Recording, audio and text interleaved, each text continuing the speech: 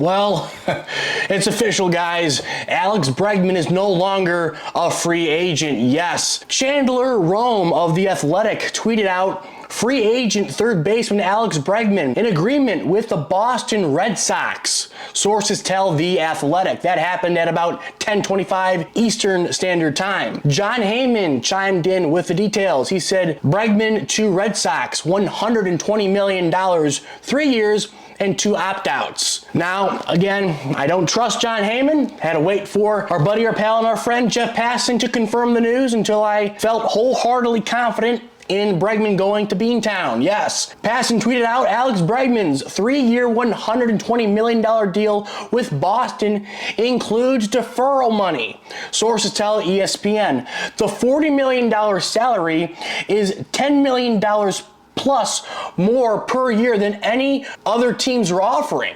The Red Sox landed the best free agent left on the market. Mark Feinstein tweeted this out, which really got my goat. I'm not happy with it.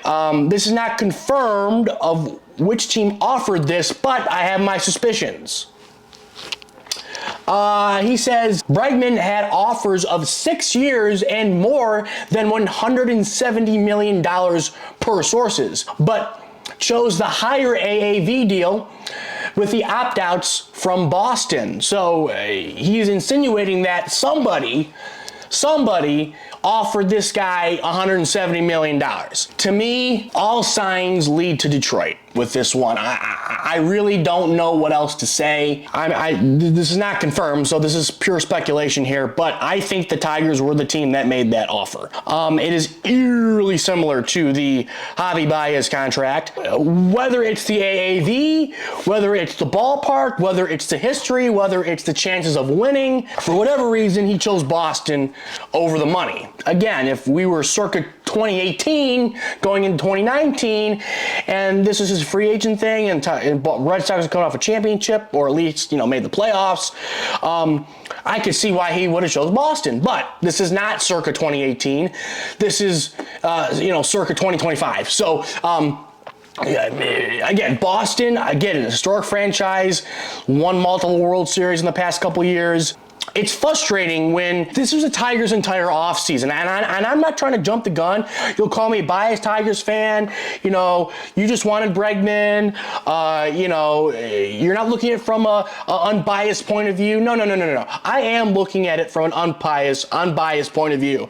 I think anybody in the media industry in this town understands that this deal had to happen because you're coming off. This is the difference between the Baez signing and the Bregman not signing, for lack of a better term. The Baez signing came off the heels of perennial losing seasons with no hope, in sight, really from the prospect point of view. And the Baez signing was just like a jolt of adrenaline to try and jumpstart this team. It was like, hot wiring a car, essentially, with the Baez signing, where this one was like, we're tuning her up. We're tuning the car up. The car runs, okay? The car runs in Detroit. But we got to tune her up a little bit and make her purr. But it ain't that's the problem. Is that the Javier Baez contract was a jump start for this organization to try to get going. We're already going. We need to tune this baby up and put this thing into high gear and just put pedal to the metal and go. The Cobb signing, he just got hurt if you didn't know. The Cobb signing is terrible. Okay, the Cobb signing was ass. Beside for him getting injured day one of spring training like Anthony Rendon, the Torres signing, it's whatever. It's nice. It's cute. It's kind of like the Gio Urshela signing, but a little bit better. The Tommy Kahnle signing is the best signing of the offseason for the Tigers. This signing would have put them over the top and would have basically secured them a spot in the playoffs.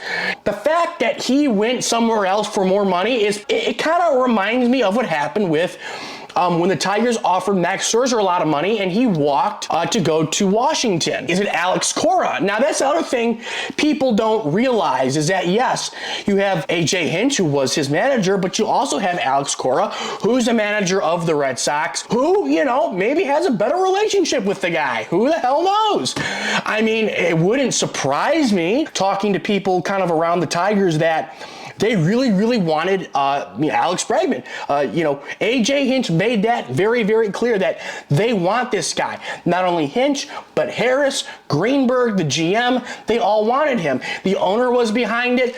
It was, the Tigers, I think, with this deal, again, if it's the Cubs, whatever, crucify me for it, whatever. But I just see that the 170 for 6 is the Tigers' offer. Because I don't know who else would have gave him that money. Because the Tigers do spend, historically, really, really stupidly. They do. They just do. But again, the point being is that this was your only chance, your only fish to catch. This is the only guy out in the pond to get. This was it. I mean, it was a perfect scenario. We do not have a third baseman. Jung's not the first baseman. I'm sorry. You're moving Cole Keith to first. Torkelson doesn't know what the hell is he.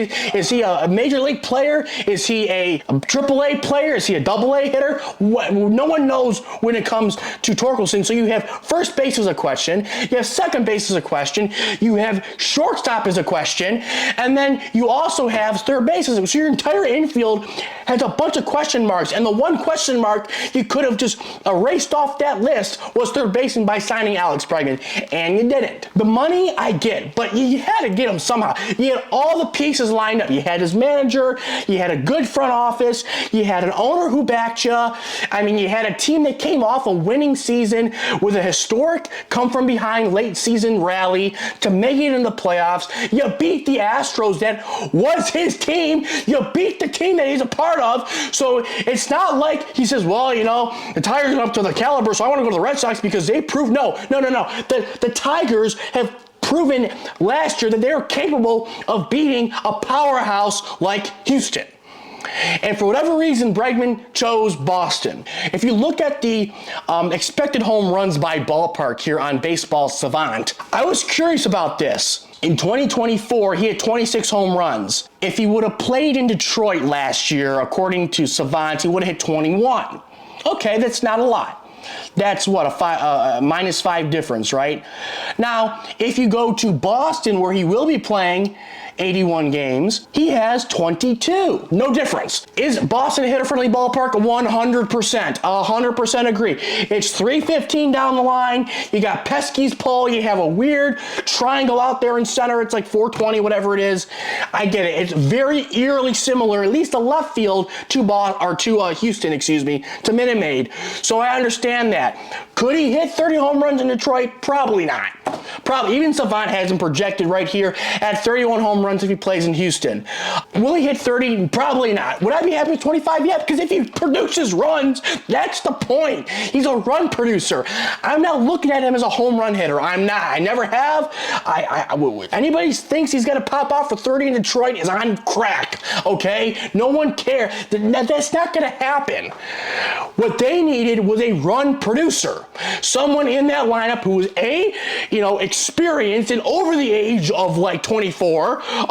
You needed someone who made consistent contact and was a leader, an outspoken one at that. That guy has, so you remember in 2017, 2018 with the scandal coming out, and he was a little, he was hot. He did not care. He stood up for his team. He was a leader, regardless of whether he cheated or he didn't cheat, which I think he personally did, but that's just me. He stood up for his team. He's a leader. This Tiger organization does not have a leader. Miguel Cabrera was not a leader vocally. Baez sure as hell's not a leader. Pitchers can't be leaders. If anybody's a leader on this team, it's Skubal. The problem is Skubal don't play every day. So you have a leader that's out there every 5 days and you're without one the rest of the time. So that's why another aspect I thought that Bregman would have brought leadership to this young team to go out there and just give him a little bit of jolt into that team where Bregman would have put a lot of pressure off of the young guys. Literally, if the Tigers would have just signed Bregman and nobody else, I would have gave him an A. I would have gave him an A. I wouldn't have cared about anything. I wouldn't have cared if you would have got Verlander, or if you would have got Scherzer, or if you would have got Buehler, or if you would have made all these other moves. Even if they did everything besides getting Bregman, it would have been a failure in my eyes. Not saying Bregman is our savior, but he solves a lot of the problems that the Tigers have. But please like, please comment, subscribe, and I'll catch you guys later.